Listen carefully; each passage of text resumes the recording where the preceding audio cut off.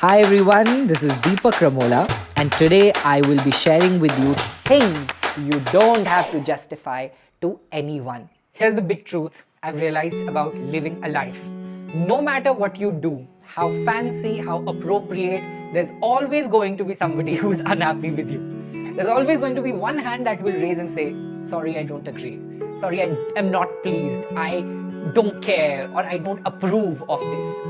And a lot of times that's going to bring hurt, but that's also going to bring disappointment. And so many people that I have known, including myself, spend a lot of time marinating in that disappointment that others hold for us, that we have no business soaking in. We can move on and do better things and invest our time in better things. We are there caring and caring enough for them to change their mind and think about us and hopefully give a damn about who we are and what we care about. And that apology and understanding never comes. And if it comes wrapped in words and language and visuals we didn't anticipate. And that brings its own shares of disappointments and further on its own share of problems and expectation mismatch. So I wanted to talk to you about a simple thing today. Things you don't have to justify to anyone. Will everybody always align with what you're doing? Will your friends, family always understand things that you are signing up for? No. But do you have to keep justifying yourself to everybody? Not really. At least about certain things and about certain people, you don't have to do that. If you spend all your time justifying your life and your actions, you will have none left to create it. And that is why I wanted to encourage you to put yourself first and create boundaries on certain things that you don't have to spend time, effort, money, thought in leading people and understanding how you can do that better. Many of those things are very simple. They are things you might have heard, you might have considered, might have felt choked about. But they are nonetheless important. They matter because we matter. And we matter because we care about who we are becoming. And in our becoming, we realize that a lot of people have to be left out of that conversation. And it's often a hard one to have, especially when those people are your closest friends, some of your family members. So whenever you need encouragement in life, whenever you need to be propelled in the journey to create your best life and meet your highest potential, I hope you can refer to this list of things that I am sharing with you today that you don't have to ever emphasize and back up or justify to anyone. Number one is your cultural history, where you come from, and why is it that you are so proud of your roots, about your heritage, about your skin color, about your legacy that you are trailing from your ancestors. Those are things that in today's world are excluding people rather than including them. It's a discriminatory conversation to condescend somebody because of their cultural background. When people ask you to justify what it means to be an Asian in that world of a white mentality, or a black person, or an Asian, or a Hispanic, or a gray, or a transgender, I think the dialogue you need to have with yourself is how human you are. Your racial, cultural, gender profiling, if it is not okay with you, if you're not willing to have that conversation, is going to make you feel more excluded. So encourage people to see you as a human first. And if their curiosity and their sense of questioning or inquiry is coming from a safe place to understand better, to know better, that is when you have the choice to explain to them how you feel about certain things, how you wear a costume that is part of your religious or your cultural background, why you speak the language you speak, and why it is important for you to do it. But other than that, I don't think so we should be a walking around pamphlet of justifying to people how important it is for us to be seen as who we are, brown, black, Asian, or whatever capacity that we see ourselves and identify ourselves in. Our cultural essence is deeply sewed within us. I see so many young people across the world when I meet not refer to their last name. And that is because they don't want people to know which traditional background or which remote or rural background they come from. You don't have to be embarrassed about it. You don't even have to talk about it. You just have to own it, walk with it, and remember, you are coming, tracing the glory of so many people who in that culture, who in that geography, who in that nationality came before you and gave their lives for you to be in a conversation at a table of power and significance. When you hold that close to yourself, you will never feel the need to shrink yourself and justify your identity to somebody in the gender or in a cultural sense. Own it and share it with utmost joy, not justify it with utmost shame. Number 2, your choice of music. Oh my God, I cannot emphasize this enough. Have you been in a road trip with friends or at a cafe or in a bar and thought 800 times before requesting a song? Because you always think, what is the other person going to say if I propose this song? It might be a slow country music song, it might be a high beat, peppy Punjabi dance number, it could be a charged with activism rap song from the West, it could be a folk melody from the mountains in a language nobody in the room understands except you. And then you pull back and say, no, it's too much of a risk to tell people I like this song. I would like to encourage you and remind you that's the second thing you don't have to justify to anyone, your choice of music. Music is a healing power we all accept and understand in different ways. Imagine it like a medicine. If you are having a headache and I offer you a pill for your stomach ache, will that help? Not really. But knowing which pill helps you, what is your medication, how do you use music for your own healing sense, is something only your body and only your soul and only your mind knows. You don't have to align it with other people. Stop gulping down other people's music pills to feel better for yourself. There are times when people are playing hardcore, throbbing music, and all I want to listen to is an old ghazal which is soft and for many people boring and very old school. And I used to think to myself, they're going to hate me for this, or they're going to dislike me for this. I'm going to lose friends if I play a ghazal or sing one at a party.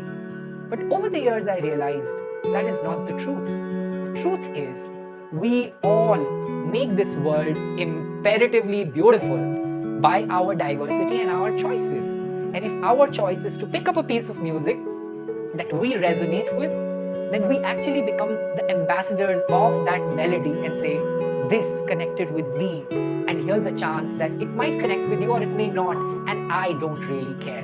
Because this is what I want to listen to and enjoy. So many people around the world sacrifice some of the most precious moments of their lives just because they did not play the right track to celebrate it. Take it from me, from the biggest fellowships you have won when you made it into college, the best parties of your life, the most celebratory dinners. We're always thinking about how to make sure everybody else is okay with our sense of music instead of playing something that will make us remember that moment. And if you look back, some of your best memories in life are always linked to songs. You listen to a song and say, I remember being in school and holding the hands of my first partner, or I remember being on a road trip to the Taj Mahal and listening to the song as it rained. We embed our memories in the safe treasure boxes of songs we choose. And the songs we choose, it's nobody's business to understand why we choose them. It's only their business to listen to it and say whether they want to add it to their playlist or not. Number 3, why you drink or don't drink.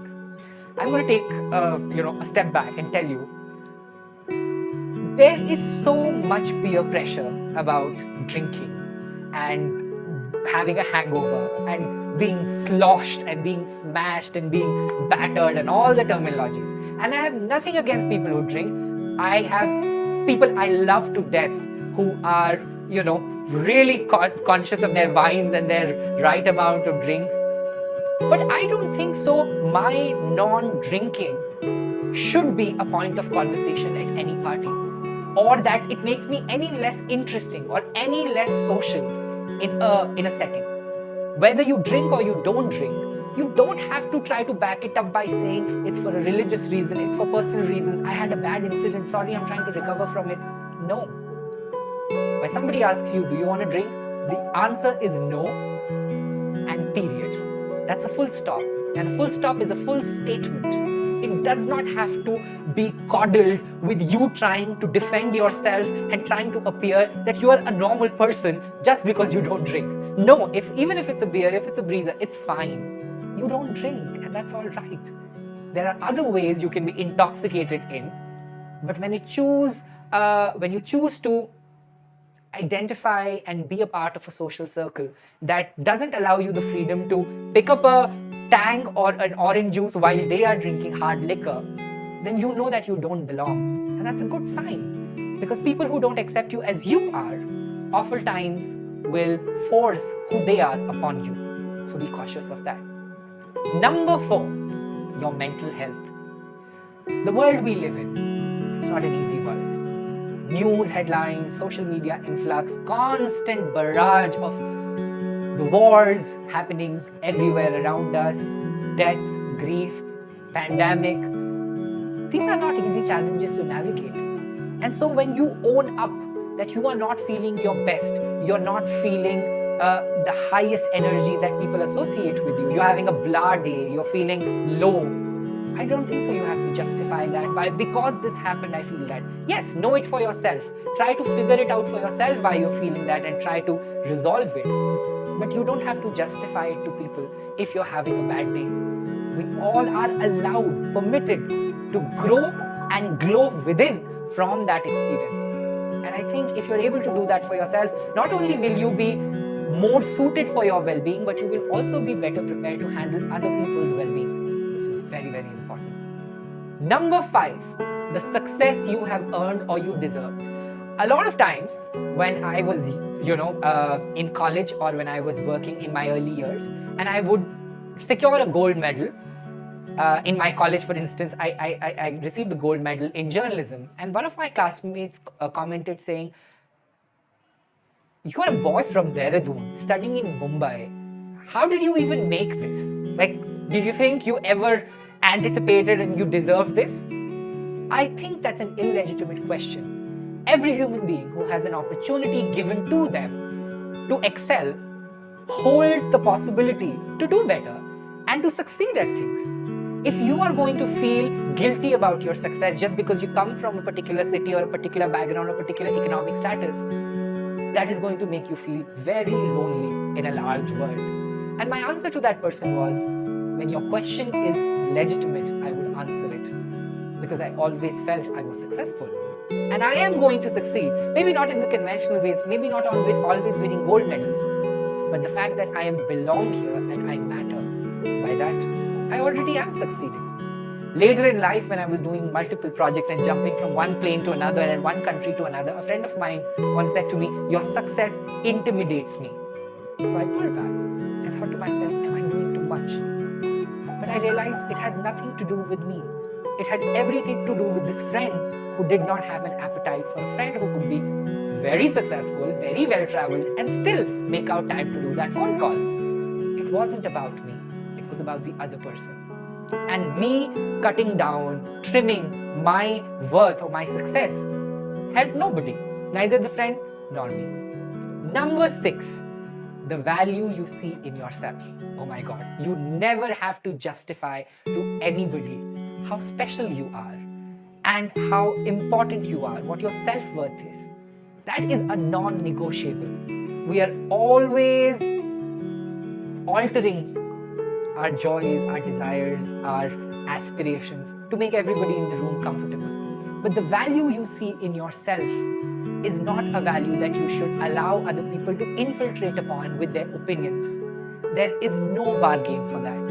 You know what you're worth, how much special you are, how precious you are, what you have gone through and how far you're going to go. Hold that close to you and let nobody's critique or cynicism affect it for you.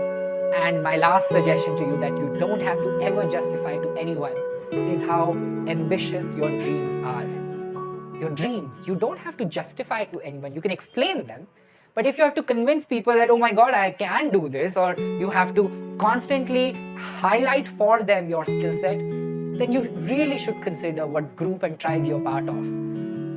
Our dreams are magnified through our imagination and they're executed through our talent. As long as you are convinced that the most craziest idea can be executed with the right training, right research, right time, and right support, you'll make it happen. Yes, people will often not understand it. Give them benefit of doubt. But don't let that doubt creep into you and say, let me put that on hold, or let me scrap that project because it's not going anywhere because everyone says so. Everyone says so because what they know. If you know better, do better. And I hope that in life, whenever you have chances or confrontations or conversations where people demand to know certain things from you, I hope you can take a beat, a breather, and ask yourself, is this person asking me to justify who I am? Or they are just curious about knowing and better understanding where their relationship with me can mature. Having that distinction will give you a lot of freedom. It has to me certainly, and I hope you can do that. Thank you for watching this particular video. If you enjoyed this, for more such thought-provoking perspectives that I've gained through years of my conversations with people and travels, remember to subscribe to this channel and send this video to a friend who's really looking forward to being their own person and evolving.